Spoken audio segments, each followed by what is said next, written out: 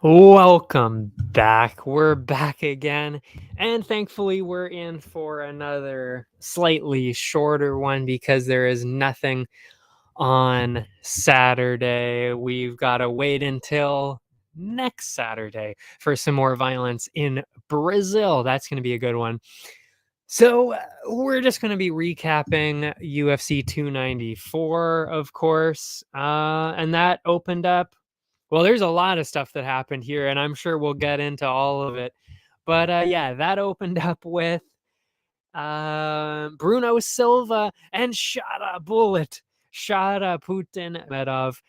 Amazing, amazing, amazing. And I mean, it was about what I expected just from watching the tape. It, you know, you could have either gotten a crazy KO or you were going to get something like this. So I wasn't surprised by that at all. Did look pretty good. I mean, we got to remember that Bruno Silva is a pretty legit middleweight. I mean, it's not like Shada was getting some kind of schmo on his first on his debut there. Like that was a real fight there. And he did pretty good. I mean, yeah, pretty fucking good. Not much grappling defense for Shada. So that was Shara Bullet. That was kind of the one thing, like, oof, that's a big hole. I mean, Dana mentioned it too, actually, because somebody asked him about Shara Bullet in the press conference there. He mentioned the same thing. I mean, it's pretty glaring, I would say. So, makes sense that was a sticking point. Didn't really see any grappling in his tape. That's why I wasn't really sure. Like I thought Silva might have been able to do that, but I thought he was going to be a little bit better at takedown defense than that. I mean, he did defend some takedowns and did do a little bit of grappling in the tape study there, but yeah, that was not good because Bruno Silva is not a grappler at all, and it was pretty one-way traffic on the grappling front, not even really close. But my God, the striking is insane. The striking is unreal for Shada Bullet, which that part, of course, we knew going into it. One hell of a striker. Pretty dangerous actually from the bottom. That was maybe the most shocking part of it all, is that sure, he was getting taken down pretty easily, but from the bottom, I don't think I've ever seen that before outside of Kevin Holland knocking out that one guy with was it Trinaldo or something? With the ground and pound, just swung that hook and knocked him out like that. That was insane. But outside of that, never really seen too much damage done from the bottom. But he was winning rounds from the bottom, which is shocking. I've never seen that before. Crazy. I thought it was I actually thought it was a 29-28 personally. I mean, I can't really give a round to somebody. I mean, sure, he was doing some damage from the bottom. I can't personally give somebody a round like that when I see that. So that's just me. I thought it was 29-28. I thought he still won pretty clearly. I believe it was maybe the second round, I believe it was, where he started off on the feet, got some good stuff going there, some damage going there, and then he was taken down, and Silva didn't really do a whole lot. So 29-28 made, those two rounds, the first round, second round, that made sense. Third round, I think, anyway, I might be getting the numbers mixed up, but there was the one round where he didn't really have any offense at all on the feet. He was just on the bottom the whole time. I wouldn't have given him the round there, but I see what they're saying. He was doing damage. Bruno Silva wasn't, so you give him the round. Okay. Like, I get the logic. I'm okay with it. I'm not complaining at a 30-27.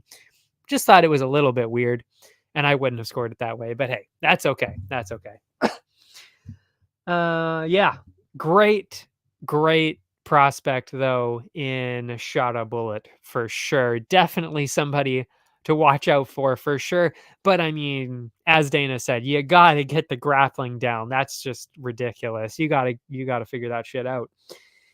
In terms of the bets though, plus 100. Oh, in terms of the bets, I should say the bet first before I say the odds. I started I had two here because I wasn't sure, because of exactly what I said, actually, not being entirely sure in a debut with Shara Bullet against Bruno Silva again, wasn't really sure how long this was going to last. I was pretty sure Magomedov, I was sure Shara Bullet was going to win, but decision, knockout, wasn't really sure. So I went for both. I went with Magomedov KO. That was plus 100. Did not cash in, of course. It ended up being the decision. And then balanced it out with the over 2.5 because I figured, well, if Silva's going to win, it's going to be by decision. I think I played that perfectly. I mean, if Magomedov would have gotten robbed with the decision, we still would have won. With the over 2.5. So plus 150, that cashes in 2.5 units back. So 2.5 minus 2, that's half a unit of profit on that matchup. So we're starting off the night in the green. Love it. Love it. Great start to the night. Much better start than some of these other fight nights. So, I mean, great start there. Moving on, Jinyu Fry, Victoria Dudikova. Again, kind of wasn't really sure how this was going to go. I mean, I figured Dudikova was going to win pretty easily, but wasn't sure if it was going to be a decision or if she was going to be able to find a finish. So I went with Dudikova by decision. That was at minus 110, and balanced that out with the under 2.5, which was at plus 150. Because again, wasn't really sure how that was going to go. And what happened was a decision, but it was not as one-sided as I would have thought. That's for damn sure. I was very surprised that Dudikova was having a little bit of a harder time than I thought she was going to. Frey struggled with the striking in the first. Excuse me, which I actually thought was interesting because I thought, well, I think everybody was kind of thinking Dudikova is definitely the grappling phenom in this situation. So little surprised that she was winning with the striking, which then made me think, well, this is going to be really one-sided because Frey is not going to be able to grapple her, and now she's losing the striking as well. So it looked pretty dire there from the start, but then it got a little bit closer after that. Fairly, Frey definitely struggled with the striking the whole way through, though. Surprisingly, out-grappled Dudikova, though, in the second. So she won that second round, and I think that just threw Dudikova off for that entire round. So she kind of took that round off. Fair enough. I mean, I wouldn't really say she took it off, actually, but she definitely lost it, though, with the grappling, which, again, shocking. Did not see that one coming at all. Frey, didn't really seem like that kind of grappler going into it, so I was a little surprised. Very surprised, actually. I shouldn't even say a little surprised. Very surprised by that. But then, of course, Dudikova caught on to that and was like, okay, well, we're not letting that happen again. So third round, pretty convincing, pretty easy 29-28. That was pretty easy to score. And no controversy at all there. 29-28 on all the cards. And that was it for that one. So that one made sense. Or at least I believe it was 29-28 on all the cards. I haven't been writing down the scores recently. I'll go back to Tapology here to see. Yes, it was unanimous. Could have been 30-27. I don't know. But I doubt it because 29-28 made a lot of sense. Yeah. So the Dudikova decision cashes in minus 110. Sadly, that is a drawback of the strategy a little bit, is that if you get a -1 like that, minus 110, you don't get any profit. You basically break even, because that was 1.9 units back. 2 minus 1.9, that's 0.1. Technically lose money in that matchup, but of course, if you add that into the last one, 0.5 minus the 0.1, I mean, we're still up almost half a unit. So, like I said, that one was basically breaking even. So still a good start. Still a good start. Still a good start to the night. Then we had Nathaniel Wood and is it Mohammed Naimov? Naimov, what's his first name here? Yes, it was Mohammed Naimov. And I even said that I said this last week, and I'm so glad that I was really thinking that through, thinking that matchup through, thinking every single part of it through, because on paper, I mean, it was pretty clear that Wood should have won that. Woulda, shoulda, coulda, would wow, terrible puns. But he definitely should have won that. But I said it last week. He's a little small. He was coming up from bantamweight. Naimov knocked out Malarkey at lightweight and was coming down to featherweight. That's not usually a good sign when they're 2 weight classes apart. And now you see what I'm talking about. That's not really that's never really a good sign, especially when Wood has been hit clean in the past like that. Feely dropped him in the last fight like that, and he was slower. So I figured, okay, Naimov is going to have a good chance to even get a finish here. And he actually was pretty close right at the start. Once again, Wood was dropped right at the start of the fight once again. And right away, I was like, okay, I think I made the right call here. I mean, Wood did make it a closer fight, of course, but ultimately, it was Mohammed Naimov who got it done. Both had knockdowns in the first, so Wood, like I said, was coming back a little bit. But it seemed like Naimov won each round, personally, to me anyway. I thought he won each round. He had the grappling, so he was spending a lot of, got a lot of control time. He was landing some pretty good shots, too. So I thought he actually won every single round. But I did say Wood may have edged the third round.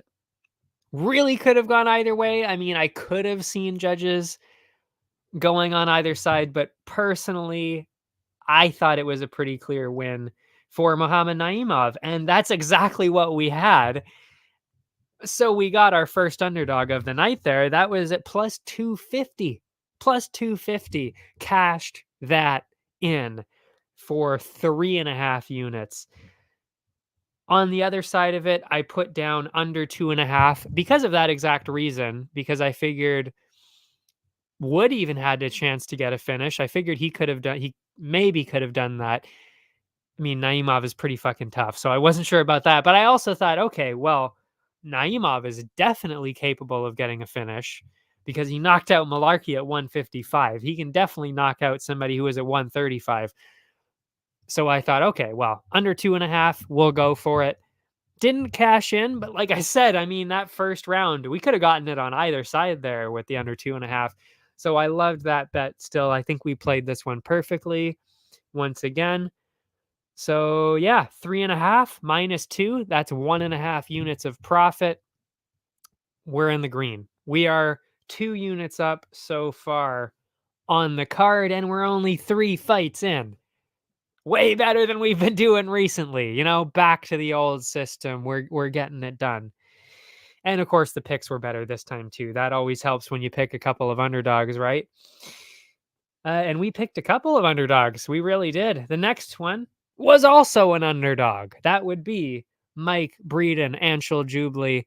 And this really just goes back to what I said last week going into it, which is we haven't really seen Jubilee fight anybody halfway decent at all because he was only on road to UFC. Jeka Saragi can't really grapple as much. We've seen that over and over again. So that made sense when that happened. Other than that, wasn't really impressed by what we saw. The only thing that had me worried about this actually was that on Friday we saw in the weigh-in, actually it was Thursday night on the weigh-ins, Breeden missed weight by, it ended up being about 4 pounds, I think. That's worrying. That worries me. When it's like a pound or two, it's like, okay, well, that's usually just a dick move, honestly. They usually do that because they don't want to cut the extra weight. 4 pounds, though, that's a lot. That is a lot. That is usually the concerning, like, okay, well, we're getting concerned with how Breeden's coming into this at that point when it's that much weight. So was a little concerned, but I stayed strong. I did put down the Breeden dog bet, but instead of balancing it out with, I believe I was thinking maybe doing an under, I ended up going with Jubilee decision because I was getting a little nervous, like I said, by that weight miss. So that ended up being, well, we'll go through the fight first before I say what the odds were for both of those, but that's what I ended up doing there. Pretty close. It was close. So I think, honestly, if Breeden did come in there 100% and on weight and he was his normal self, maybe we would have seen a better Breeden. Maybe we would have gotten a finish, but it was close to start. Seemed like Jubilee was edging ahead early with his striking, which I thought was a little bit surprising. And I was getting worried for sure at that point because I thought, okay, Anshul really is not the striker here. Breeden's got the striking. So when Jubilee started to get that striking in there, I was getting a little worried at that point. But then Breeden came out like an absolute fucking madman in the third round. Barks at him, barking like crazy. I mean, Jubilee doesn't know what to do. He's just like, what is going on? You could tell he was just standing there frozen like Elsa, as he would say. It's kind of dumb, but honestly, I kind of like it. Anyway, so yeah, he was just standing there, frozen there, and Breeden just destroys him from there. Honestly, I mean, it was unbelievable. I was really worried. I thought we were going to lose for sure at that point. Then Breeden, like I said, comes out in the third round, barks at him until he gets the knockout with 3 minutes into the round. So 2 minutes left in the fight, gets the knockout. Come from behind win. Incredible. Amazing. And how do you not love that? How do you not love that barking and that madman energy, that mad dog energy? You gotta love that. Love it when people act like lunatics. And in terms of the bets, of course, because I put the money on Breeden was at plus 210.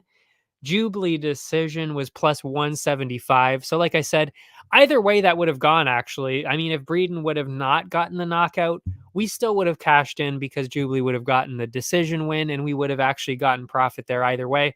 So we were actually seemingly headed to a win either way. I was just hoping, of course, for Breeden to win because bigger profit, of course. Plus 210, that cashes in 3.1 units minus, of course, the 2 that we put into the matchup. That is 1.1 units of profit in that matchup as well. We're riding high, 3 units up into the night. Great start to the card. I mean, couldn't have asked for much more. This was great start. Excuse me. Moving on to the next one. That was Abu Azaitar Cedriquez Dumas. I actually thought this was a pretty easy call to make. I mean, I watched the tape, of course, and that confirmed it for me that I should be picking Azaitar. I was surprised, actually, by how this fight really ended up turning out. Yeah, I thought Azaitar was going to do a lot better than that. I ended up putting the bet on Azaitar, the dog, at plus 200, and I bounced it out with the over 2.5. Great call, because I don't know why that was really heavily favored to be under. I'm not really sure why, because Dumas isn't really the most aggressive, powerful person, and Azaitar not really either. So I thought the over 2.5 was a steal. I mean, I went for that right away. Azaitar, of course, Did not end up winning, but we did cash in that over 2.5. We'll go over the fight a little bit. Dumas easily winning with the grappling, which that was actually the most surprising part to me because I thought he can't grapple for shit based on what I saw against Brundage. I mean, Brundage basically just gave up in that fight. So I didn't really think Dumas could grapple, and I knew that Azaitar's main thing was grappling. So that was surprising, and that ended up being why we lost here. Not great on the feet though for Dumas. I thought it was 1-1 going into the third, pretty close, and then it was actually pretty close in the third. So we did almost get the Azaitar win there, but not quite. 29-28. Dumas just a little bit more active in that last round to get the win. But again, it's okay. It's okay. That was our top dog of the week, though. So guess I picked the wrong underdog to put on Instagram. Should have put Naimov or Breeden in there. I was planning. The sad part about the Breeden thing is I was actually planning on putting him on the Instagram one, but then I saw the weight miss that big, and I saw that, of course, I was watching the weigh-in show as well. So I was like, I'm not putting this guy on Instagram. He could embarrass me tomorrow and look like shit. So because of the weight miss. So I ended up going with Azaitar because I was pretty confident about that. My bad. We still got money on Instagram, though. It's okay. But should have gotten more because I got 2 out of the 3 dog picks right. The one that I put on Instagram, that's the one we got wrong. Absolutely brutal. Actually, I didn't even put it on Instagram. That's right. But I said I was going to my buddy R&R there. So that's the one that counts. I ain't no liar here. Tell it like it is. I lost that one. But anyway, so he was at plus 200. That doesn't cash in. The over 2.5 does cash in. That is plus 125. 2.25 units minus the 2 we put in means 0.25 units of profit again. So more profit. We're just stacking them up at this point. I mean, we're 5 fights in and we are still riding high. 3.5 units up at that point in the card. Feeling pretty good at that point. Actually, I felt pretty good the whole card, honestly. But then the card starts to go off the rails a bit. This is where, Basharat and Henry have their whole thing. I mean, fucking hell. This is where, I've been hyping this card up for months now. Truly, I really have been hyping this card up for like 2 months. I said it was going to be the best card of the year. I was already worried after the first couple fights. I was like, oh man, this is not delivering the way I thought it was going to. And then this fight, the whole groin thing, that just went off the fucking rails. And then the card took an absolute dive after that. Yeah, definitely was not card of the year. Definitely was not that. It was not it. That is for sure. So Basharat decision is what I went for. I told you guys that last week. It was the obvious play, and we were headed towards the win. We really were. It was pretty obviously headed in that direction. So it was a great bet, but it did not cash in because the fight did not even end up finishing. Thankfully, though, that ended up being a push because it was a no contest. That means you get your money back. Great. But we definitely have to have a conversation because I didn't even really think about how the result should have been until Ariel started talking about it on the Monday show. And I was like, I think he actually might be right. And I mean, it definitely applies more so to the Ankalaev and Walker decision where that should have been a disqualification. But he actually made a good point where it's kind of like, well, a groin strike is an illegal strike. And the fight was over because of it. Technically, that means that should have been a disqualification. Technically, Victor Henry won that fight. That's actually a fact. Like, according to the rules, he should have won that fight. And it's the same thing with that Walker and Ankalaev fight. According to the rules, Walker won that fight. So I don't know what kind of shit was going on in terms of the decisions there, what the refs were actually thinking. Like, I don't know who makes that decision. I genuinely do not know who makes that decision. Is it maybe it's the head ref? I'm not really quite sure. But if you look at the way that the rules are set up, that actually is how it's done. So I'm actually excuse me, still confused looking back on it, how that actually happened with that way, with those decisions being no contests. Those should not have been no contests. So bizarre. Truly bizarre. More so, of course, like I said, more so the Ankalaev one, where it was like that's a blatantly illegal knee. That's literally Piotr Jan levels. Like that is quite literally exactly the same thing that he did, except it was against the fence instead of out in the open. Like it's literally the same thing. He did the exact same thing, and it might have actually landed even harder on Johnny Walker, which is the craziest part of that. But anyway, we'll get into that fight eventually, later. But I just want to say, like, that this card was all over the place in terms of the refs, the judges, the everything. Literally every single part of this was like, what the fuck is happening? Uh, um, yeah, bizarre, truly bizarre. But in terms of the fight, like I said, I mean, it was slightly close, but you knew that Bashrat was winning. I mean, it wasn't that close. And then, yeah, the groin strike ended the fight, sent him to the hospital. Fucking brutal. Like, obviously, terrible, terrible groin strike. Only time I've ever seen a fight stopped because of that, like that. So yeah, that was crazy. And I mean, you could tell, like, literally 2 seconds into it, you're like, well, that's going to be a bad one because nobody acts like that. And you could tell it was real. Like, that was like, holy shit. Okay. He's feeling that. Which is why then when the doctor comes in and has his first weird moment of the night, first colossally stupid, terrible, fireable offense, this is where he had his first one of those, which is he comes in and immediately tells Victor Henry that he's faking it, that was not to the groin at all. And it's like, well, first of all, you're wrong.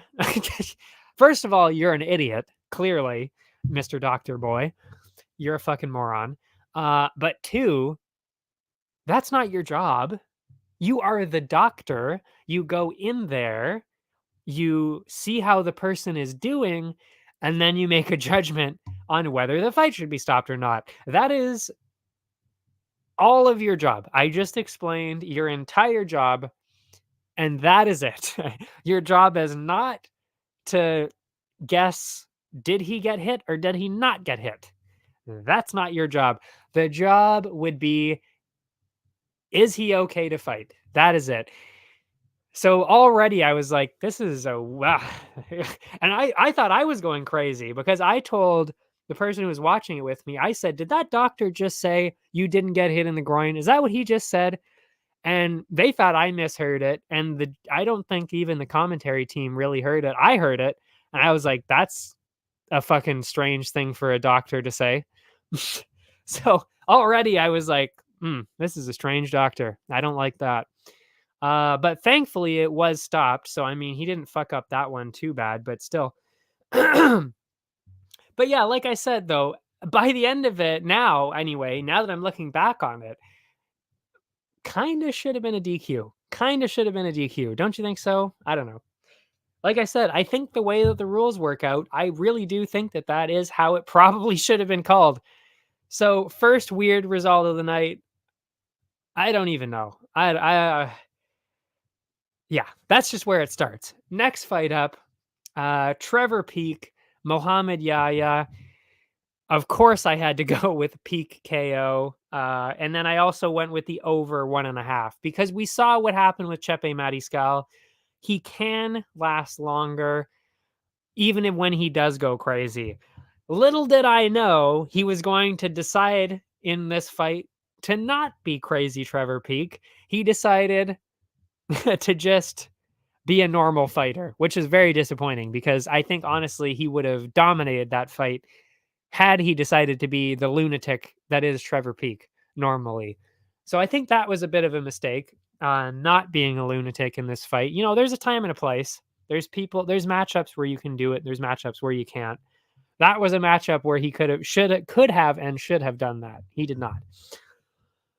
But yeah, so those were the two bets going in. Peak KO, balance it out with the over 1.5. Oh, by the way, Basharat decision was minus 138. That was why that was the only bet that I made, because we've discussed that before. And also, it was the only decision. It was the only outcome that really made a whole lot of sense. And like I said, we were heading there anyway. So that sucks that got stopped. But it actually worked out for us that it was a no contest because, of course, we get our money back. So in that way, it actually helped us that happened like that it was ruled a no contest instead of that.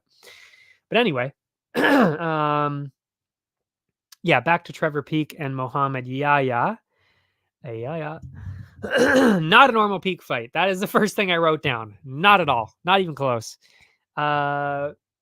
Seems to be maturing into a new fighter, which by the way, don't get me wrong, I think that's the right call for him. I really do, because that's going to get you in trouble. That kind of strategy, when you, especially at I think it's lightweight, when you get higher up, I mean, you can't do that. You can't just run in, get hit, and throw fucking standing hammer fists. So you can't do that when you're in like the top 20, even maybe even the top 30. You can't do shit like that. So I like to see that, but this probably was actually one of those matchups where he could have just been a madman and got the knockout pretty quickly.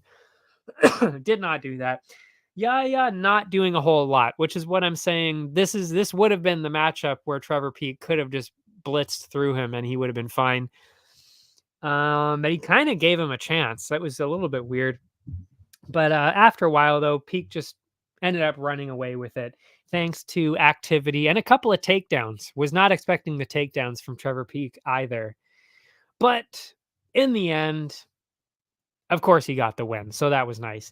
Peak KO does not cash in. That was plus 100. But of course, like I said, balanced it out with the over 1.5. That does cash in. And that was at plus 100 as well.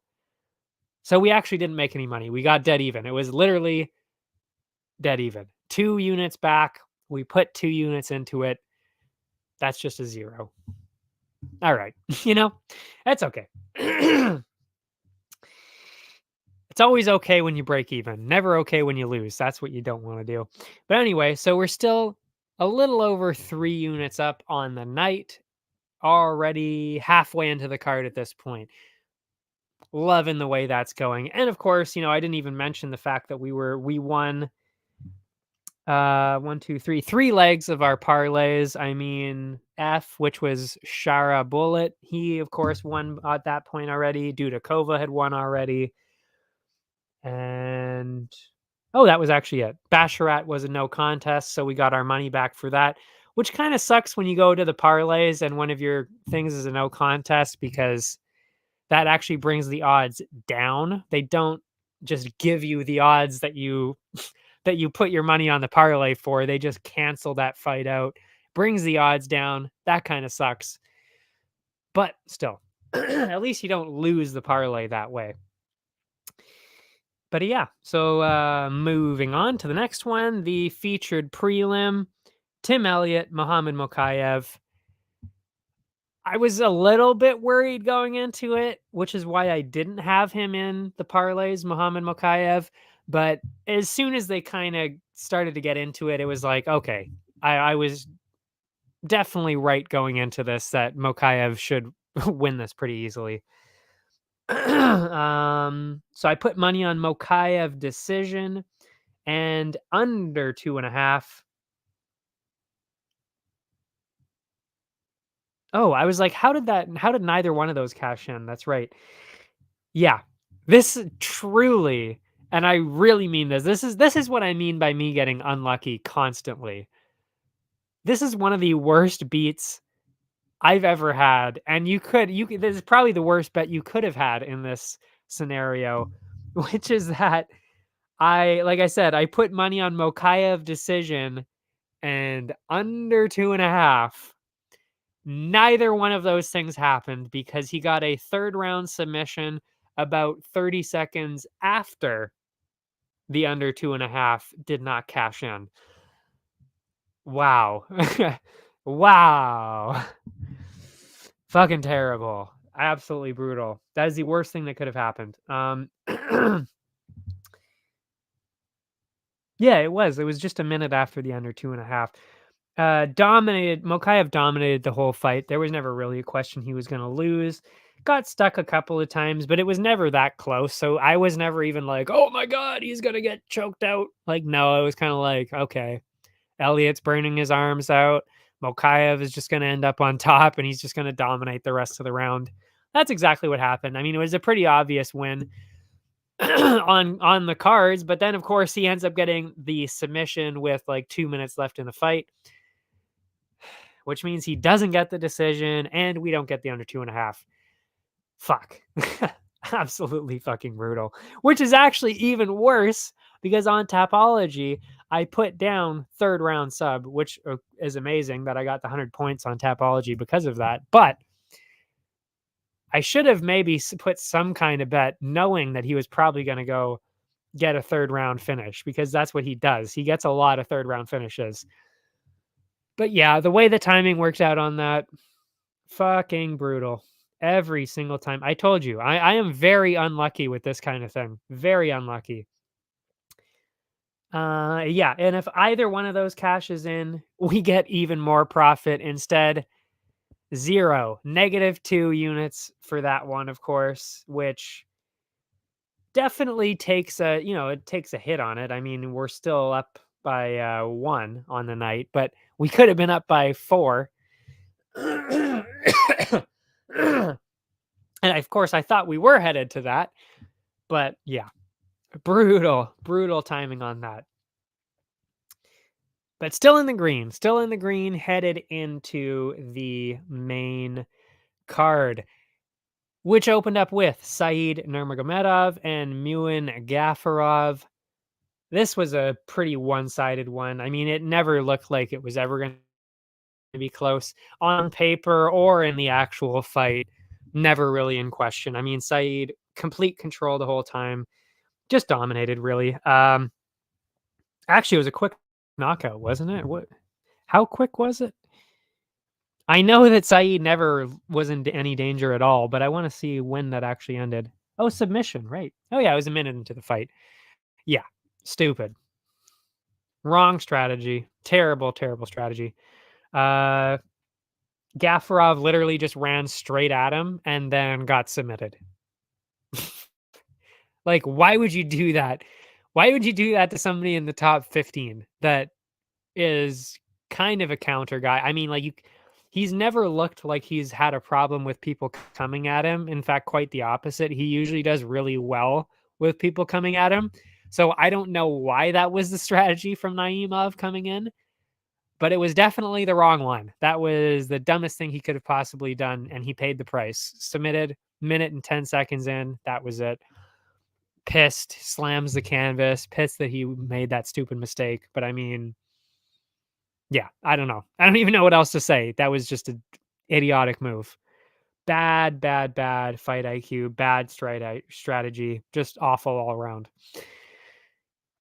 Which worked out. Oh, actually, no, that did not work out well for us at all, actually. I had Said decision. That was plus 230. So that would have gotten us some profit. Balance that out with the under 2.5, but sadly, that was at minus 110. So we lost 0.1 units because, 2 minus 1.9 lost, or 1.9 minus 2, I should say. Why have I been saying that backwards this entire time? Idiot. Idiot. Where was I? Yeah, so 0.1 units of loss in that one, which is okay. Again, whenever that happens, that's just breaking even. I mean, really. which is why I set it up like that. Because who would have seen that one, like literally a minute into the fight like that, him running at him like that? Stupid. So yeah, we're still 1 unit, 1 unit up. Take it or leave it, whatever. You know, I don't even know what I don't even know why I said that. I'm starting to lose it already.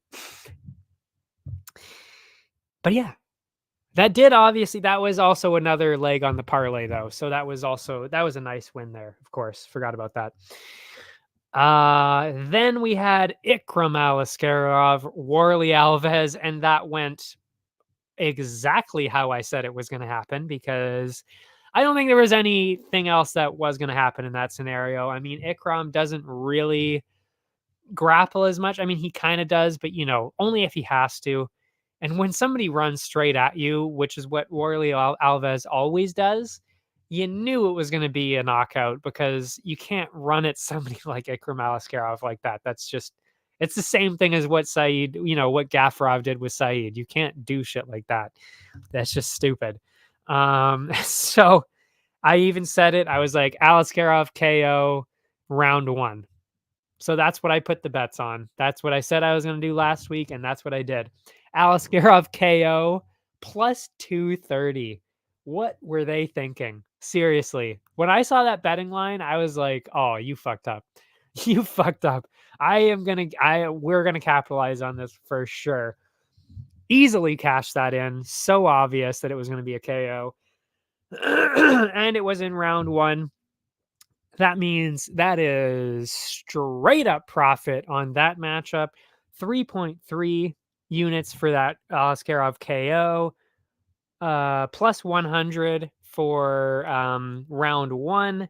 That means 5.3 units total, minus 2, of course, that we put in. That's 3.3 units of profit on that matchup alone. We are firmly planted in the green now with I believe that would be, what would that be, 3.5? Yeah, about 4.5 units up at that point. Balling. We're winning. It was a great week. So we're doing really well up until that point. And yeah, I mean, to go just go through the fight. I mean, Alaskarov walked in insanely clean striking. I mean, my God, is he good? He's so good at striking. Flying knee through the guard. That was incredible. Like, to land a flying knee, period, is very difficult to do. To land it when the other person's hands are up, like Warley Alves had his hands up like that, and boom, straight through the guard, right on the fucking chin, wobbles him, and then just it was done from there. I mean, unbelievable. He really is something else, that Ikram Alaskarov. He is so good. Yeah. And like they said on the broadcast, I mean, you can't give this guy anybody outside the top 15 or top 10. I mean, it's just not even fair. It really isn't. Like, you're kind of just signing somebody up to get knocked out. Like, he is so fucking good. It's kind of like Bo Nickel too. Like, what are we doing? Like, what are we doing giving these guys people outside of the top 15? Like, I get it. You're trying to build Bo Nickel. You're trying to build Ikram Alaskarov. And they did it with Chimaev too. You see it. Raul Rosas is a little bit different, but like, I kind of understand. But listen, like, these people are at a completely different level.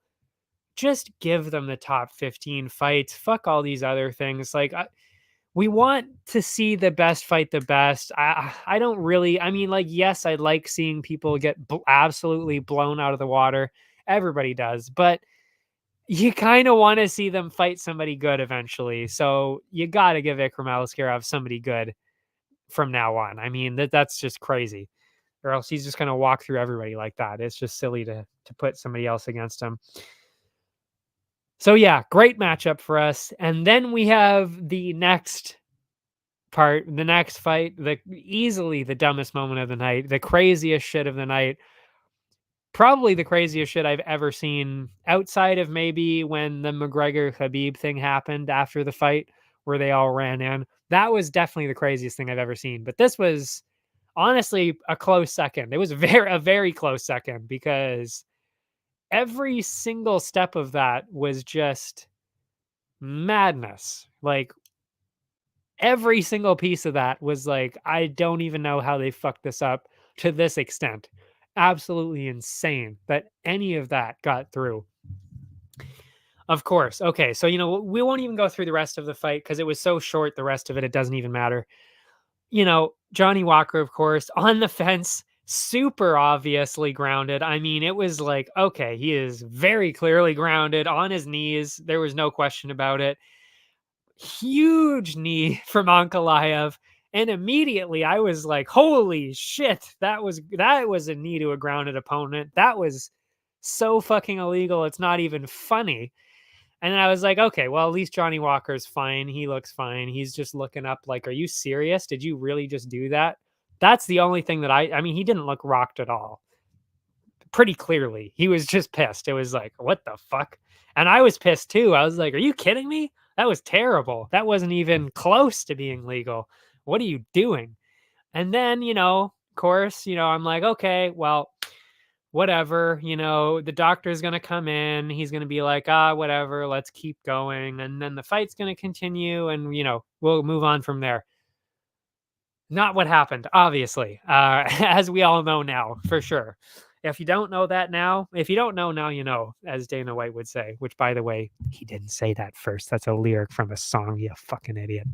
Anyway, that bugs me every single time I hear that. I'm like, he didn't come up with that saying, It's not something he came up with. Anyway, whatever.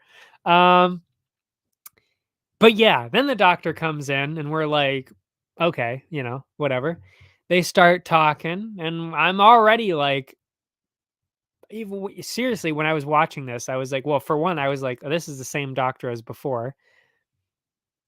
Not good. I wasn't thinking at that point that he was going to fuck up the fight. I definitely didn't think that.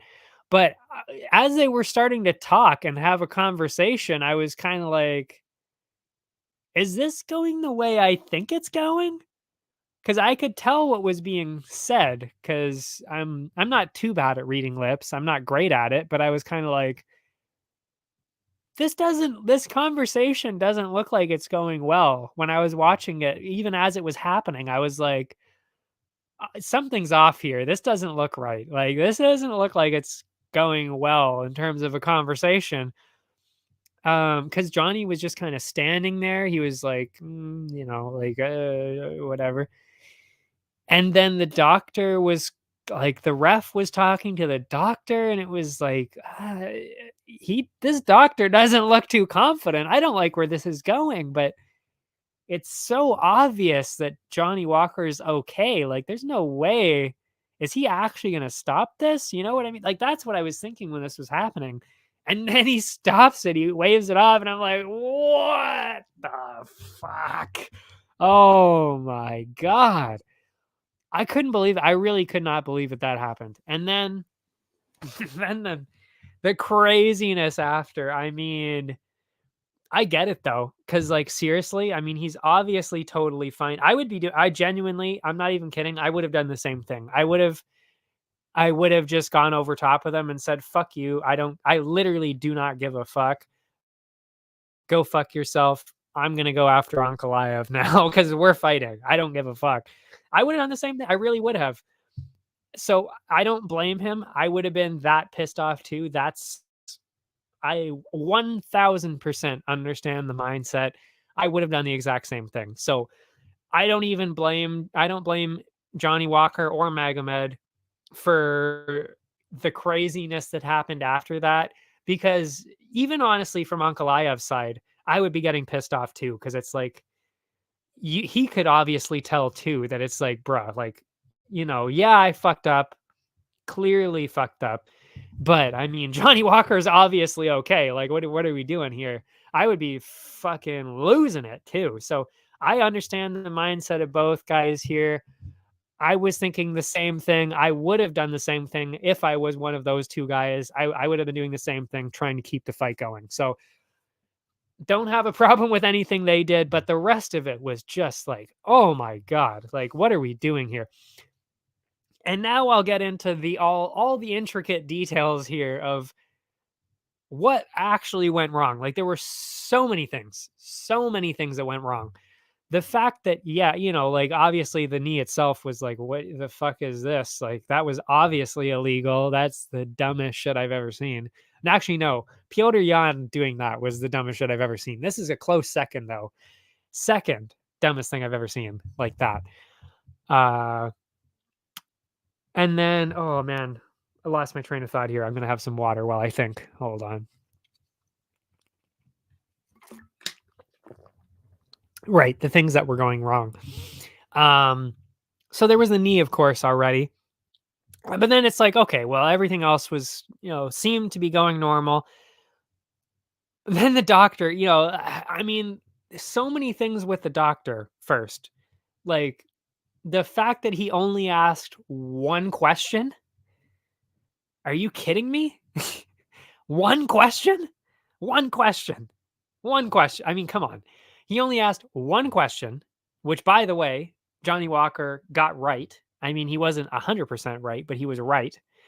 He asked, where are you fighting? Johnny Walker says, I'm in the desert. I'm fighting in the desert, because he is. It's Abu Dhabi. It is a desert. He is fighting in the desert. That is 100% correct. So already that's fucking insane that he called it off for getting the answer right. But two, it was because of the translation. He didn't understand what he was saying. The doctor wasn't good at speaking English. And Johnny Walker is not speaking English as his first language. You don't think there's going to be some issues there eventually if we keep doing stuff like that? So already probably should have had a translator. And even so, as a doctor, if you don't understand, like, oh, do you not know you're in the desert, Mr. Doctor guy? Like you're in the desert. And either way, if that aside, like seriously, that question aside, semantics, like he wanted to hear Abu Dhabi, whatever. Like the semantics of it aside, like even if you don't like the answer that he gave, that's when you ask another question. That's when you ask a second question. Even aside that, even if he gets the first question completely wrong and he says Vegas or I'm fighting in London, if he gets it completely wrong, you still ask a second question. You still ask a second question, a third question. And then it's like, okay, you know what? If you're not getting that and if you're fucked up to that point, then it's definitely off. But again, outside of that, even outside the questions at all, why was he even asking him questions that quickly after it? That's insane. And I mean, again, I still think, and Johnny Walker said he was fine up until that point anyway. But yeah, it's like, why are you asking him questions that early? You should have waited a couple of minutes as it is. So already should have waited a couple of minutes, shouldn't have even asked questions. But then now that you're asking questions, why are you not asking a second question? So there was that too. It was like, and then what else was there? Were a couple other things too. It's like, oh yeah. Then the biggest part of that is all that nonsense aside, which is complete nonsense. It is just stupid, like actual stupidity on display. Then it was ruled a no contest, which, to be honest, at the time I wasn't even thinking about. I really wasn't. And it was the same thing with the first one. I was like, oh yeah, no contest. Okay. But then I thought about it when Ariel said it on Monday. I was like, fuck, you're right. That's not a no contest. That is 100% a DQ. 100%. There's no doubt. That is a disqualification. That's an illegal knee to a downed opponent that ended the fight. And it was deemed all of those things. It was an illegal blow that ended the fight. That is a DQ. So even after all that nonsense that it shouldn't have even gotten to that point where the fight was over, when the fight was over, they still made the wrong decision. They still got it wrong. Mind blowing. Like I'm actually like shook. Like I'm actually like, I cannot believe that they fucked up that many individual steps. So to recap, I mean, let's even just go through how many steps they fucked up there. Doctor only asked one question. Doesn't really speak English that well, so there should have been a translator. Shouldn't have obviously ended the fight there. I mean, that's fucking insane as it is. And then they ended up giving the wrong result. Should have been a DQ instead of a no contest. And there was one other thing in there too that I recapped. So that's like literally 5 or 6 mistakes in there in one matchup, in one fight. They fucked up 5 or 6 times. How do you do that? How do you fuck up 5 or 6 times in a single fight? Like, that is some shit that you would expect from even a regional promotion wouldn't be fucking things up that bad. I mean, I've seen a couple of things in regional promotions that are like, "Ooh, that would never happen if that was even Bellator or something. That would never happen there." But I mean, to see something like this happen on the one of the biggest cards of the year in the fight before the co-main event for a title shot in Abu Dhabi, where everybody is like, this is, like this is where you put on the biggest fights, the most important fights, and you fuck it up 5 or 6 times in the same fight. Are you kidding me? Are you kidding me? So yeah, that was absolute insanity. Yeah. I don't even know. I truly don't even know. Like, there's nothing else really to say. It's just mind blowing. That is crazy that that many mistakes happened in the exact same fight. Unbelievable. Unbelievable. I really could not believe what was happening. Yeah. So we're going to move on from there, but yeah, that was something else. And I mean, like I said, that really just I think that just took the air out of the whole thing. I mean, I'm not going to say it took the air out of the whole card. Like, I wouldn't really say it ruined the card completely, but it was just another one thing after another. Fouls all throughout the night. Ones that didn't even end the fight, but 2 fouls that ended fights that shouldn't have. I mean, the first one definitely should have. I mean, that was clearly going to stop. But the second fight shouldn't. That one shouldn't have even have stopped. I mean, all the fouls, the bad scorecard. There were a couple of bad scorecards in there too. There were a couple of 30-27s that were like, what the fuck are you talking about? Like, what? And then the doctor and the refs making mistakes. I mean, there were a lot of fence grabs going on. There were no points taken away for a lot of the fouls, to the point where it was like, bruh, like, we're letting these fouls go crazy tonight, and you're not even taking any points away. What the fuck is going on? Like, it was just like top to bottom, fight after fight. It was just so much weird shit and just bad stuff going on. It was, yeah. So maybe I jinxed this card too. I mean, I have a bad habit of jinxing cards. I might have jinxed this card, folks. I mean, really. I said this was going to be the best card of the year. Turns out it was one of the weirdest cards of the year, and pretty bad for a couple of matchups there. It was like bad. Yeah. So, man, I really jinxed this card. Anyway, then we came to the co-main, which obviously, I mean, you know what? I would, at that point, I was just like, fuck the rest of this card. I don't even care. This fight, these next 2 fights, I should say, are gonna save it, and they're gonna be insane, and it's gonna be so great you forget about the rest of the garbage that happened in the rest of the night. I was wrong about that too, because that did not happen either. It was just as weird. It was just as bad and just as weird. Oh yeah, I should say the bets that I made in that fight, even though obviously they were both pushed, we got the money back because it was a no contest. Ankalaev decision plus 250, got that one, and under 1.5 for plus 115. Which, by the way, if that actually ended up being a disqualification, we would have cashed in that under 1.5. So pretty unlucky there, actually, again for us. Very unlucky because we would have made even more profit there. So that really sucked to see again.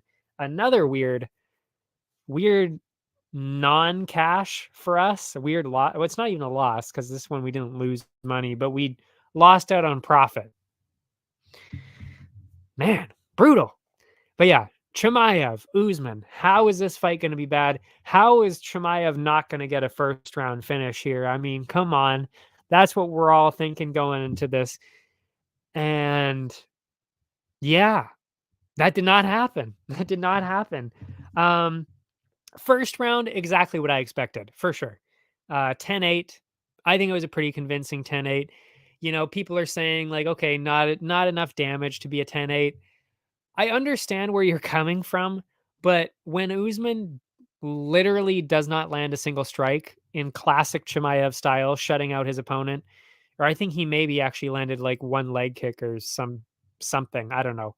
But there was a good chance that there was 0 strikes landed from Usman, dominated bell to bell, just straight up. That was that was just a 10-8. I mean, it was so dominant. And he had, by the way, I mean, actually, I guess that's true. In terms of damage, I mean, it's not necessarily damage, but he did have fight ending sequences, as they call it, which would be the submissions that were very close actually uh to being completed. I guess I'm trying to look for the right word there. Locked in, I guess. They were very close to being locked in. I mean, one of them especially, I was like, oh shit, okay, Usman's gonna submit here. He's gonna tap for sure because that's tight. He's done. Didn't tap, did get out of it, but yeah. So I thought it was a 10-8. I agreed with the judges on that one. Thought it was a 10-8. And I mean, when we when we found out what happened to Chimaev in the first round with him probably breaking his hand, the second and third rounds start to make a lot more sense. So I don't really fault him too much for being not as exciting as he usually is, not as aggressive, kind of taking the second round off. I mean, not even kind of. He definitely took the second round off. I don't blame him too much. I mean, like I said, if that is true that he broke his hand, I get it. I get it. It's your power hand too. It was his right hand.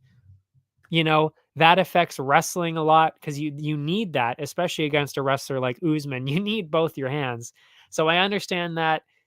That's his power hand. You know, if that is the case, I understand why he took the second round off because then he would think, well, I'm probably not going to get the finish in the second round anyway.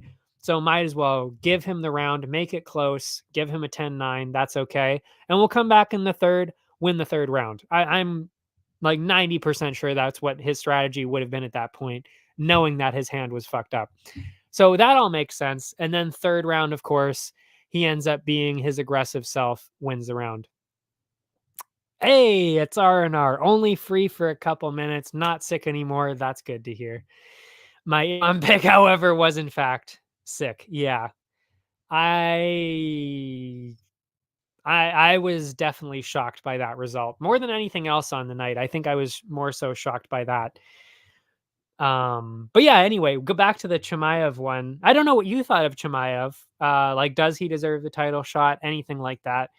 You can craft your response or something while I'm coming in here with my thing.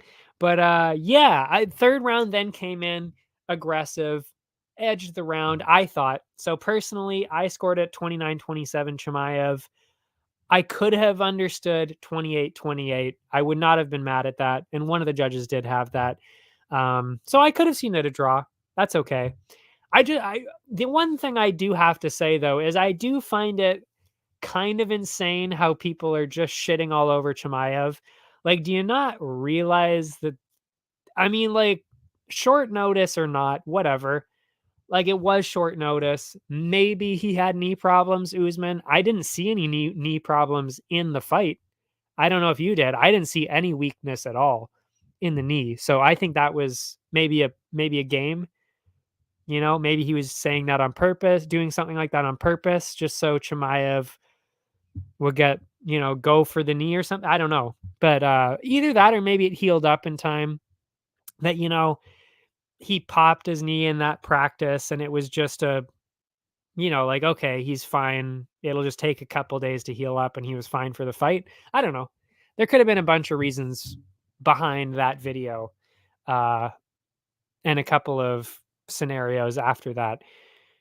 But yeah, I mean, like, people have to realize though, like, this is still Kamaru Usman. Like, you realize he was only taken down one time in his entire UFC career before that fight, and Hamzat took him down 4 times. I mean, is that not impressive at all? Like, is that not impressing anybody? And the fact that he almost did actually get the first round finish, he was very close. I mean, like, people have to at least give him the fucking recognition that, listen, that is still Kamaru Usman. Regardless of the scenario surrounding the fight, it's still Kamaru Usman. He still beat him. He still won dominantly. He still got a 10-8 in the first round. Took the second round off. That's more strategy than anything, like I said. And then won the third round. I don't know. I don't know why people are so like, oh, he sucks. Like, wow, he's not ready. Blah, blah, blah, blah, blah. Like, shut the fuck up. Like, he would still easily finish 90% of the roster in the first fucking round. Like, what are you talking about? It's just insane that people are jumping on him like that. But yeah, back to your message here about this. And I have a feeling I'm going to agree with you too, because I was agreeing with what Ariel was saying, and I have a feeling you're going to say a similar thing here.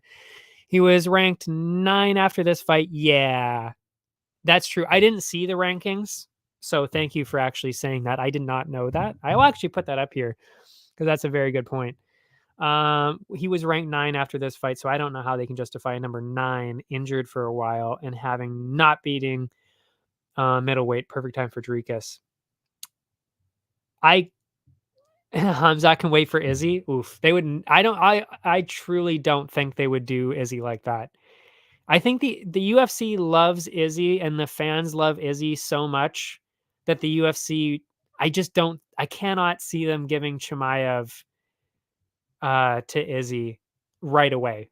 Like, maybe down the road, especially since Izzy's probably not fighting for probably even a year, maybe even year and a half. I really do think he's going to be taking a lot of time off. I can't see that happening right away, but listen, eventually, yeah, I could see that. But I do agree with you. Ranked 9. I mean, funny enough, the only person who's really done that recently, at least, is Sean Strickland. So maybe it is actually the perfect time to do that. But I don't know how you could argue against Dricus getting it, but I really do agree with what they were saying on the MMA Hour, which is like, I don't really think that they're going to go with Dricus. There's just no appeal for it. Like, Dricus against Sean Strickland, like, is it a good fight? Do I want to watch it? Yeah, of course I want to watch it. But, what's a headliner? Hamzat, Sean Strickland, or Strickland and Dricus? And that's what they're going to go with. That's just the truth of it all, really, is that you can justify, you can say all these numbers all you want, and you can say who's earned it, who hasn't earned it. It all comes down to what's going to sell a pay-per-view. And I think we can kind of all agree that has to be Chimaev. That it has to be. So I have a feeling. Oh, you're gonna go? Yeah, that's too bad. But yeah, just wanted to hear your thoughts on Jones. Oh, fuck, brutal. Yeah, because I actually haven't seen today's MMA Hour, and so I actually woke up to that today when I was scrolling through Instagram, and I was like, oh fuck, you got to be kidding me. Like, really, we lost Charles Oliveira and Islam. And I mean, I know we got Volk and Islam out of it, but I think now we kind of realize that shouldn't have happened. That fight should not have happened. I don't know if you think the same thing too, but I truly don't think that fight should have happened. I think they should have just had Gamrot go in. To be honest, that's my opinion. You know, I and actually it was painful. I felt really bad for Volk when I was watching the press conference after. That was tough to watch. That was really, really tough to watch, especially as somebody with a psych background, as I've mentioned. That was really tough to see somebody like that. It really was. Um, yeah.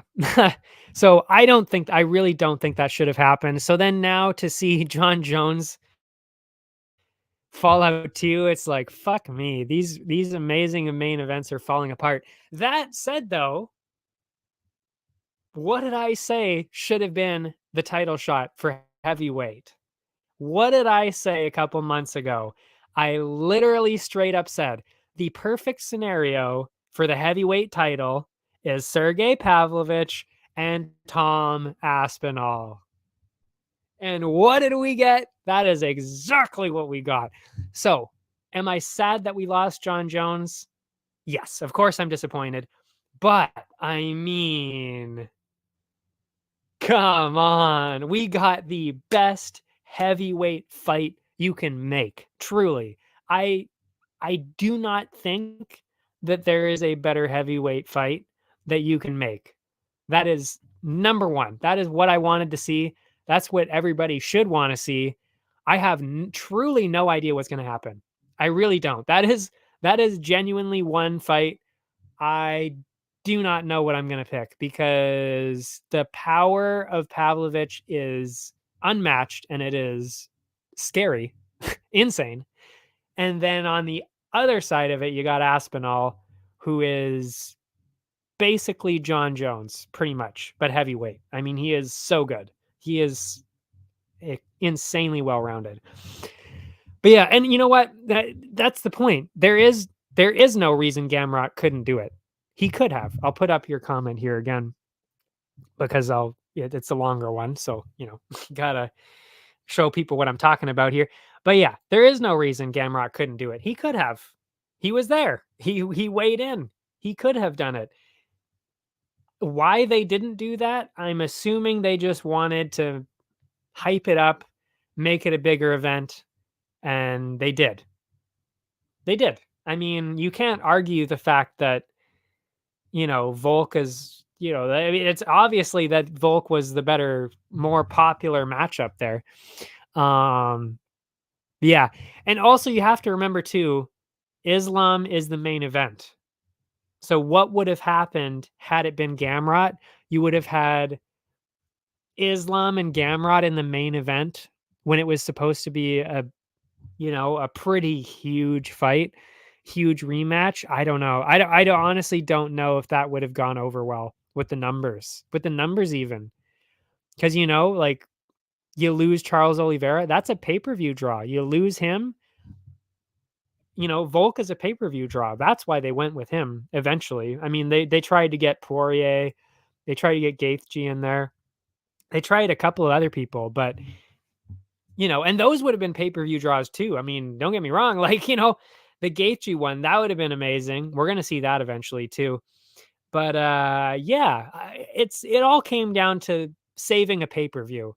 Cuz if Gamrot was in the main event, not a good pay-per-view, not going to do huge numbers. It's just not, it's just not making it. So from that perspective, which I think is the perspective that they were taking, because we know the UFC, they're all about the money. I'm like 100% sure that that's why they did that. But yeah. So sucks about John Jones, but I will say I'm honestly actually more excited. Well, maybe I'm not. I don't know actually. I don't know. I don't know if I'm more excited or not.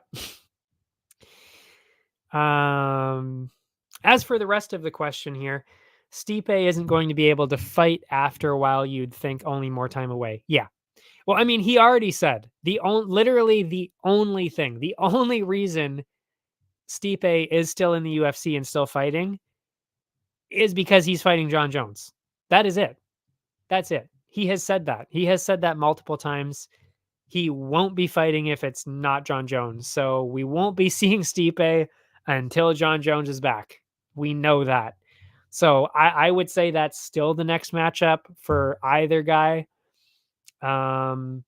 Maybe you put in the interim champ against John Jones if Stipe doesn't want to, and Stipe just rides off into the sunset, retired. Okay. That sucks because I still want to see the fight, to be honest, now that I'm thinking about it more. But, you know, Tom Aspinall, John Jones, Sergey Pavlovich, John Jones, sign me up. Sign me up. 1000%. I want to see that. Yeah. So that actually worked out pretty well with that one. But yeah, back to this one. I mean, which we were actually talking about Chimaev and Usman here. The bets themselves here, Chimaev sub, that was plus 300. I mean, could I have been any closer to cashing that in? He was so close to getting the sub in that first round multiple times. Easily could have cashed that in. Did not happen. So we miss out on that's plus 300. That's crazy that Chimaev by sub was plus 300. Almost had it. Then I had under 1.5. Again, so close. So fucking close. Almost had it. Didn't cash in either, of course. So that's -2 on that matchup, which kind of sucks, of course. Yeah, that brings us down. I think it's like 2.5 units at this point. Yeah, we had 2 units. We were still at 2 units up at this point. Then we get to the main event. And after we didn't know that Chimaev broke his hand at that point. So, you know, it seemed a little bit weird at that point, the fight. So, co-main, maybe a tad disappointing. Then we get to the main event. And, it's kind of like, okay, well, hopefully this is at least a really good one. And it should be a pretty good one. I mean, obviously, Volk, Islam 2. I mean, we saw the first one, expecting similar things or at least some pretty good action from both sides. And didn't get that either. Volk came in there, pretty much never landed a strike, looked weird, a little bit off. And he did mention that in the press conference after. Yeah, I don't even know what else to say. I mean, that to me was not Volkanovski. Like, I don't know how else to say it. That was not the Volkanovski that I know. That was not him. He didn't throw. He was hesitant. Head kick aside. I mean, like, listen, that head kick was still pretty fucking impressive, especially since Volk actually had his hand up and was blocking it. It's just, it hit like the fingertips or just above the fingertips, just the top of the head, just the very tip of the head. And that was it. So I mean, fucking perfect head kick. I could not have done that any better. But it's just that's not Volkanovski. I'm sorry. Like, what I saw, that's not Volkanovski. It just wasn't. He wasn't throwing. Volkanovski always, there's always some pressure. There's always the counter strikes.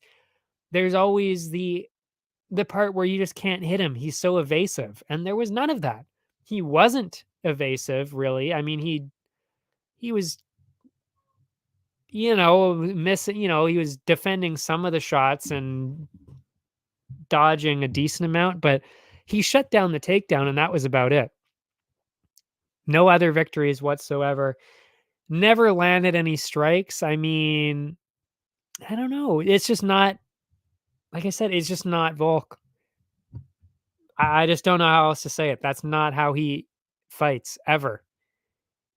We've never seen him fight like that. So I'm torn, I'm not, I'm not saying he doesn't deserve the win, obviously. I mean, like, that's stupid. Like, he clearly annihilated him. I mean, he got the first round knockout, and like I said, it's not even that. I can't even really say that Volk did anything stupid. Like, like I said, he had the hand up and he blocked it. He just got hit on the top of the head with the kick, and then equilibrium off, ground and pound, swarmed him. That was it. I'm not questioning any of that. It's just, I can't imagine that if if this was a true rematch where they were planning it out for months ahead of time, there's just no way that that ever happens. Or even if he was training for another fight, if Volk had another fight coming and he took this one, and he was hardcore into training, already in the fight camp, or if he was already on the card or something, if it was a different scenario where he wasn't the champ and it was, something else or whatever, somebody else in a different scenario, then what was I going to say? No, I don't even remember what I was saying now. Drop everything I just said. But yeah, I still stand by that though. It really did not look like regular Volkanovski at all. Yeah. In terms of the bets, I had Volk plus 200.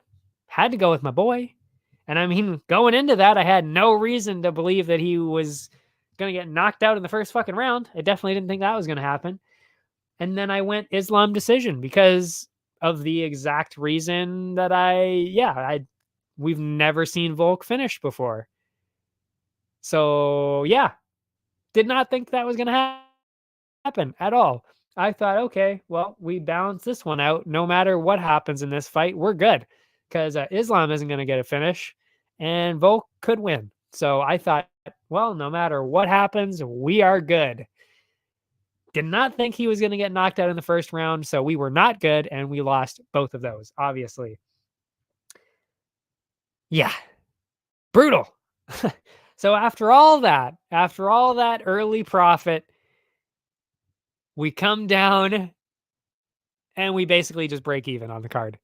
I mean, well, we make money on the card, but those upper half bets, the single bets broke even. It was 0.45 if you don't include the sniper pick. So it was like literally dead even after we were 4 up. And I mean, like, the fact that Chimaev didn't get the submission, that would have been 4 extra units on top. The under 1.5 would have cashed in there. That's another 2.2 units. There were a couple other ones in there. I mean, even the Johnny Walker one, that could have been a DQ. We would have gotten money there. I mean, there's so many times where we could have gotten some money in there and just the unluckiest thing possible. Like, unthinkably unlucky. Who would have thought that a doctor would have come in there and stopped a fight that had no business being stopped? Nobody could have seen that coming. Like, that's insanity. It's just stupid. So yeah, brutal. Could have been way better, but we still got some money, especially on that upper half because we did get the sniper pick. My sniper pick did end up being Chimaev. I went all in on Chimaev minus 300, which is crazy that he was that low. Well, although it actually ended up being almost a tie, so I guess it wasn't that crazy. But minus 300, put 9 units on that, so I tripled down. I didn't just double down at 6 units. I tripled down at 9 units with Chimaev. And of course, that pays off for a nice, tasty, juicy 12 units. 12. That means we got 3 units of profit just because Chimaev won, which brings us to 3.5 units up for the upper half. I wanted to say that after because, 3.5 units up, that's pretty good for the entire card. But I wanted to specify that 3 of those were actually just because Chimaev won from the sniper pick. Yeah, which again just shows you how unlucky we were on some of those bad beats. Oh my god, the Mokaev one too. Fucking hell. That was That was absolutely brutal, losing like that. Missed both the bets by 30 seconds. Unreal. Anyway, um, right, then we had the parlays. We'll quickly go through the parlays, and then we're done for the night. We can take a break this week. Nothing on Saturday. Then we'll come back next week for those bets. But yeah, the parlays, finally, I had a good night with the parlays. Of course, it's after I slice away a couple of the parlays because I would have actually won all of them.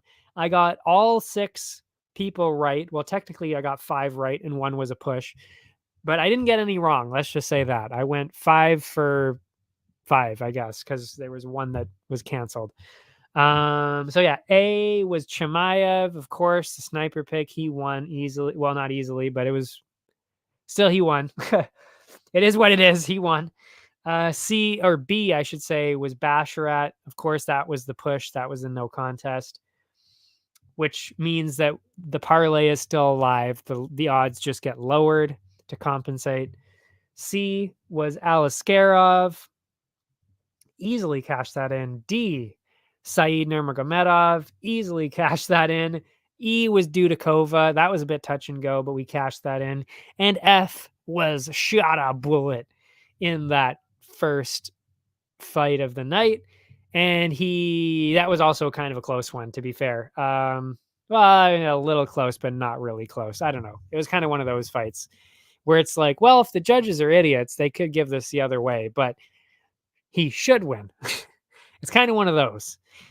And that also cashes in. So that is all the legs. All of them cashed in. A through F, all won, except for, of course, the Basharat one, which was a push, which means we get to see my new parlay structure here. I set it up as B, C, D. So I'm not doing A, B, C anymore because honestly, I think that's just getting to be too much influence, too much emphasis. That's the word I was looking for. It's too much emphasis on the A, that sniper pick, that A slot. Because if that person loses, you lose not only the sniper pick, but all of the parlays as well. So I thought, you know what?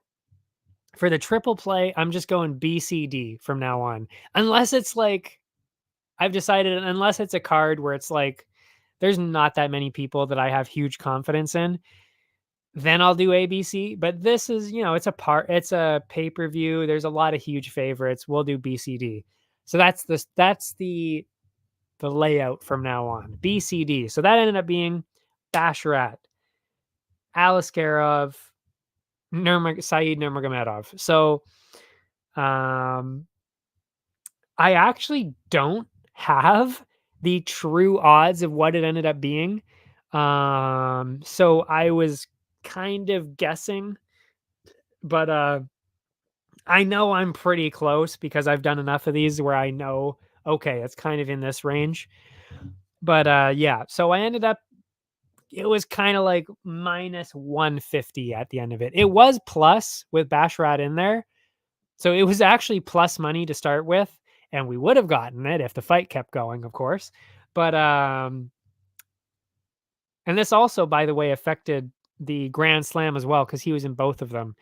So again, I don't have the perfect real odds from those fights, but I was being generous on the other side of it. I was giving the benefit of the doubt. Like I gave myself lower profit than I probably would have normally, just because I didn't want to be like, oh, it was this mountain. I made so many units.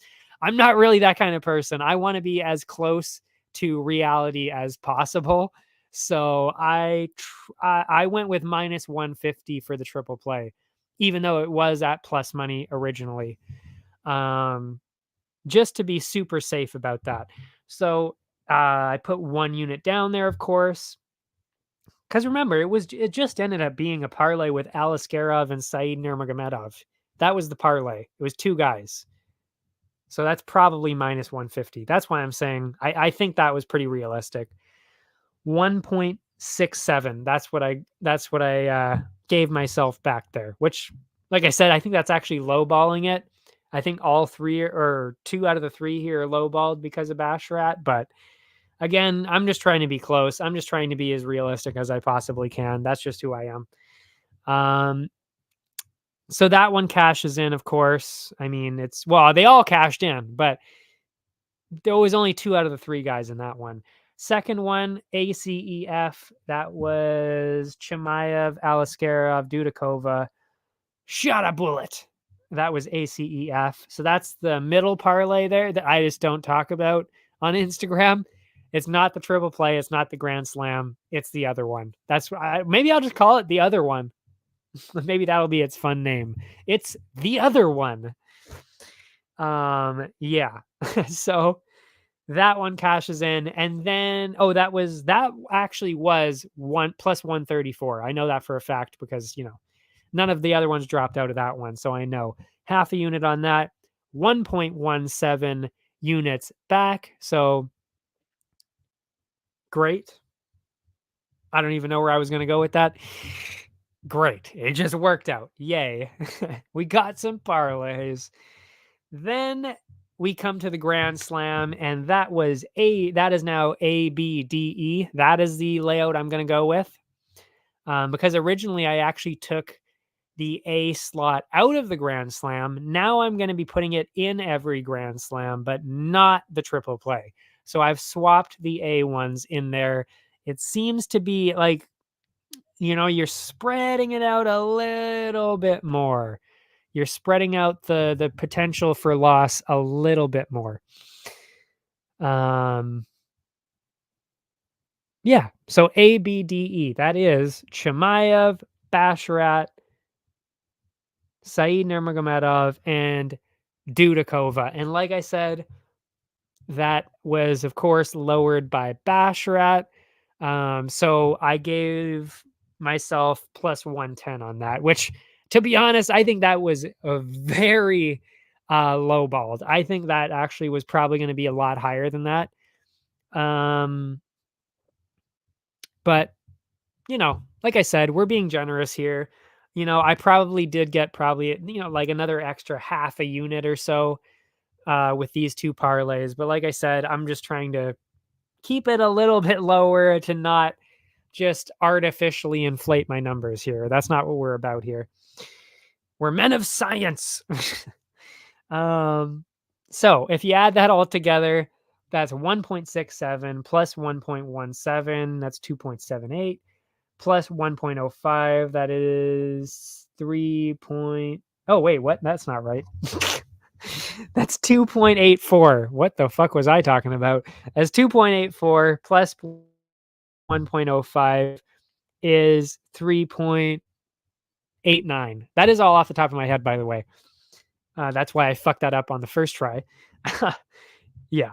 So yeah, that's 2.843. Yeah. Okay. Yeah. Yeah.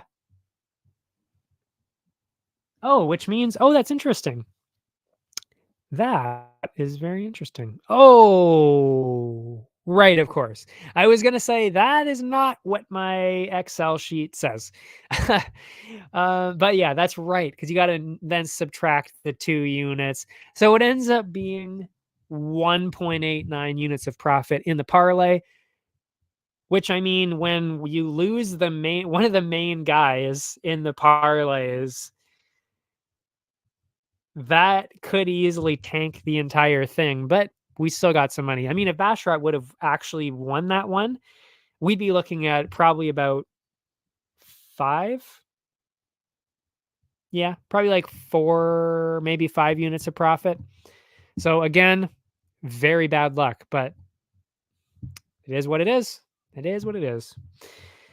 And that means if you add up the top half and the bottom half, that brings us to 5.3 units in the green. We got one. We got a green week finally again. My God, it's been a while. Let's see here. Obviously, last week was bad. Week before that, bad. Week before that, criminally bad. That was the worst one. And then week before that, did have profit. That was actually a really profitable one. And then, of course, that before that was the Izzy loss. So we've had a very rough stretch in the last month and a half, but finally we are on the up and up. That was a very good week for us, and we will take those lessons forward. That I really did have a better system before I started to fuck around with trying to get rid of some bets, because I mean the numbers speak for themselves. Also, the picks also helped because I was better at the picks this time too. But even picks aside, like, we still got fairly unlucky with a lot of these and we still made money. I mean, like I said, that Chimaev matchup, fuck, like that's brutal that he didn't get anything there. And then, but the Mokayev one was the worst one by far. I mean, -2 units there when it's like, no joke. If it happens 30 seconds earlier, we get profit. I mean, that's brutal. So we could have actually had a lot more money, and we still made a profit of 5.5 units. So I think this is the way we should just be sticking to it. Like, keep this system going. It's good.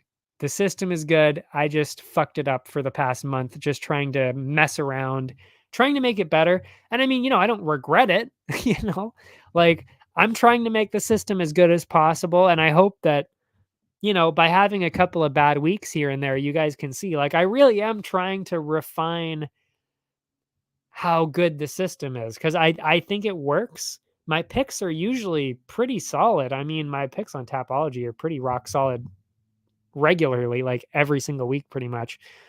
So I know my picks are good. It's just the strategy of how to bet these things. It's difficult. It's really difficult. So I'm glad that we're finally, turning it around again, back to being in the green. I will very much try and keep this system going the way that I set it up this time, which is, you bet kind of both sides. Like, you bet basically the two most obvious outcomes.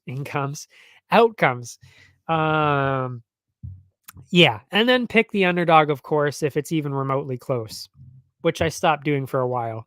Don't know why. Idiot. Guess I'm just stupid. No. Excuse me. And then of course lowering the money for the parlays. This time actually that backfired, because we would have actually gotten more profit had I kept those parlays in. But in the long run, I think that actually will. In fact, I'm confident that will save us in the long run. Just eliminating a few of those parlays. So I feel good about the parlay setup now. 3 parlays: BCD, ACEF. Well, I'll just say triple play, grand slam, and the other one. I like that. So I like that setup. The sniper pick's going to snipe. I mean, we're just too good at that. I mean, I don't want to jinx it, obviously, but again, I've only gotten 2 wrong. One of them was Izzy and one of them was Vidal. And I even admitted that Vidal one was idiotic. I don't know why I did that. The only, really, to me, the only one that I truly, truly lost, that I thought I played perfectly, and I still stand by the sniper pick, was Izzy. That's the only one in my mind that I'm like, I lost that. I definitely lost that for sure. Yeah. But yeah.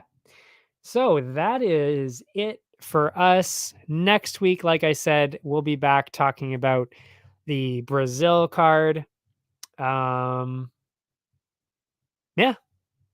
that's it. Hope everybody has a nice weekend. Enjoy it. I don't know. I don't know what you're gonna do. I don't know what I'm gonna do. I'm just gonna keep working on my game, I guess. There's no betting, so I'll just be working even harder on the game here. It's going pretty well, by the way. So yeah, I'll keep that going, and I'll see you next week. Thanks for watching, everybody. I will see you next time.